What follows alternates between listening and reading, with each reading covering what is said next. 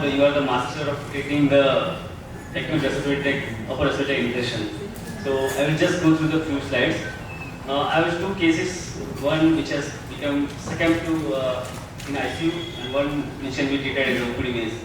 42 years old diabetic female presenting fever, running nose, throat pain, cough and of one day duration. This is a very common day-to-day practice in OPD of general practitioner. There is an intense weakness in body ache with extreme fatigability, which is very important characteristic of some of the viral infection.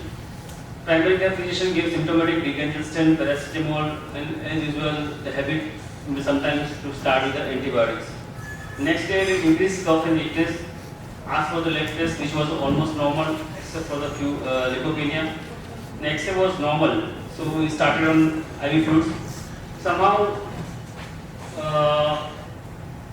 in the next 4 days, the patient worsened. The cough worsened, regresses on the 4th day, admitted care of physician with hypoxemia. And this is the X-ray, and this was the biofire test, just showed influenza positive. So not only the swine flu or novel the H1N1 virus can cause primary viral pneumonia or ARDS. Even normal influenza can do. So these are not the commonly occurring illness in a viral infection like influenza. But it has to be keep in mind that what you should check when the patient comes. Ask the patient to have a daily phone call to you, whether the patients are their symptoms are worsening or not. Second thing, always have a pulse oximeter in your clinic. In all the respiratory signs and symptoms, fever, always check for the SpO2. So what I am describing second case is very common day-to-day practice. 30 years old male, history of fever, again headache, runny nose, sore throat, cough for last 2 days. His father obviously worried about his symptoms because he is not going to school because of his symptoms. On examination, patient febrile, congested nose, and pharyngeal inflammation. So this is very classical presentation of influenza-like illness or flu-like illness. The most common reason for a visit to primary care provider, illness is mild but high incidence and high transmission rate to the family members. It's a leading diagnosis for which the antibiotics prescribed, not only in India, across the world. And that is a very worrisome. The etiology, if you look at the etiology, nearly all, they are viral etiology. The rhinovirus, influenza, parainfluenza, corona, adeno, RSV, all these respiratory syncytial viruses, these are all viral etiology. It is sometimes very difficult to differentiate which virus is causing this illness. And that is why when the tests are very cumbersome, all PCR tests, they are very costly. So for mild illness, nobody is going for the test. The clinical features of influenza-like illness or flu-like illness is congestion, running nose, fever, malaise, body ache, headache, cough, coryza. Usually they start with scratchy throat. Then on second and third day, scratchy throat goes away, but the running nose and nasal blockage starts. Sneezing, GI disturbance. Many of the influenza patients have vomiting and diarrhea. So they sometimes mislead to the acute gastroenteritis and treatment on that part, but it's a sign symptom of influenza illness. Can we differentiate clinically to some extent which virus is likely? If there is a severe myalgia and fatigue, like this patient, these are likely to be influenza and parainfluenza. So they will give some guidance.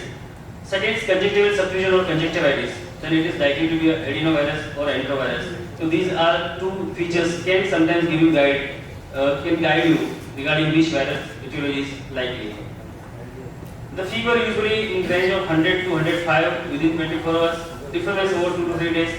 Chills, no rigors.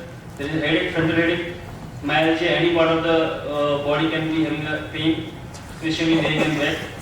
Maybe some arthralgia. So it may be again apart from the respiratory symptoms, they are similar to other viral etiology like dengue and chikungunya. The respiratory symptoms are predominant, particularly sore throat, substantial discomfort, cough, and ocular pain. The complications, the respiratory complication, it may lead to primary viral pneumonia, bacterial pneumonia secondarily, ARDS, sinusitis, exacerbation of COPD or asthma. The extrapulmonary complications with the influenza-like illness or influenza or particularly this type of viruses can lead to Raynaud's syndrome if the patient has been given aspirin for the pain and fever and the age is less than 18 years. Occasionally, patient may lead to myositis and rhabdomyolysis. Myocarditis, pericarditis, again, we had seen the patient of influenza with this complication. and definitely with CNS involvement like encephalopathy, myelitis, ETA, acute transverse myelitis and GBS. The lab diagnosis, either you isolate the virus by PCR and culture. Culture is not possible. It is only for the clinical purpose, clinical research purpose. PCR can be done. Second, antibody titer can be done. This will be repeated after 4 weeks to see the 4-fold titer. Which again not we have a facility of PCR, so we usually go for the PCR test. The material we send for the testing is nasopharyngeal swab. You can send throat swab. You can nasal swab, gauze or aspirate. If the patient is tracheostomized or intubated, then you can send for the aspirates. And antibody you can send for the blood test. The high risk individuals, this is last slide, for which you should be very careful or you start treatment are pregnant women, person aged 65 years older, the chronic lung disease, particularly structural disease, patient having chronic kidney disease, chronic liver disease, HIV, uncontrolled diabetes, cancer, and the patient is on long-term corticosteroid therapy or immunosuppressive therapy. These are the patients that upfrontly, if you are suspecting influenza, if there is an influenza, then you can start with the antiviral drug. Thank you. Again, we will not go for multiple